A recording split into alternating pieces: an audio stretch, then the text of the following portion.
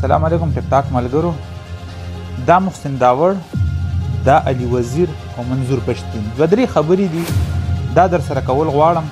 دا ویډیو پوره تر سره وګورئ. خبره داسې ده چې پی ټي ایم لانچ شو. چا لانچ شو؟ تاسو کم پته ده، مين کم پته ده. مین خبره داسې ده که دا پی ټي ایم د پاکستان او د پاکستان سلامتي غوښتې او دا په ټیم باندې روچتېدی، نو دا به د نن نه یو نیم کال مخکې راپاڅېدلی دی. دا علي وزیر، دا محسن داوړ، د دوی اوټ د پی ټي آی مخالف اوټ دوی پی ډي ایم ته اچولی. په عدم اعتماد کې دوی اوټ چا ته ورکړی و؟ محسن داوړ او علي وزیر اوټ پی ډي ایم ته ورکړی و. دا علي وزیر نظربند شو، چا ته چې اوټ ورکړی و هغې راواغستی جیل ته یې واچول. او نن چې هغوی لاړه، دا د کاکړ حکومت را آزاد کړه یا چا را آزاد کړه؟ نه د کاکړ دومره حیثیت شته، نه د پی ډي ایم دومره حیثیت و، خو دا چې چا لانچ کړی، چا را آزاد کړه، تاسو کم پته دی، ما هم پته ده. نو مین خبره داسې ده چې علي وزیر را آزاد شو، دومره په غټ استقبال باندې لکه وزیر اعظم ته دومره استقبال نه لکه علي وزیر ته چې استقبال شو. او نن جلسه، دویمه خبره ده چې نن جلسه په 18 اګست باندې جلسه وه د پی ټي ایم د منظور پښتین. صرف انټرنیشنل میډیا ته ښودو دپاره دا جلسه دی لانچ کړه.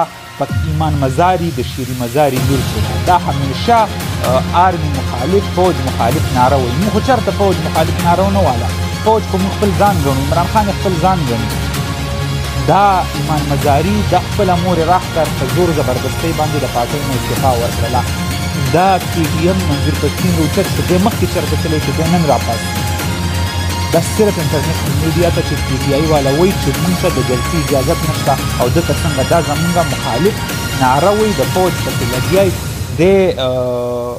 دته اجازت میلاویږي او پی ټي آی ته نه میلاویږي. دا ټولې خبرې څه دي وروڼو؟ دا ټولې خبرې صرف دا دي چې د پی ټي آی درېیمه خبره دا ده، دوی د پی ټي آی اوټ بینک ختمېدو دپاره د پښتنو دا یو ناره پکې روچتوي د څه؟ د نفرت، چې نفرت وي.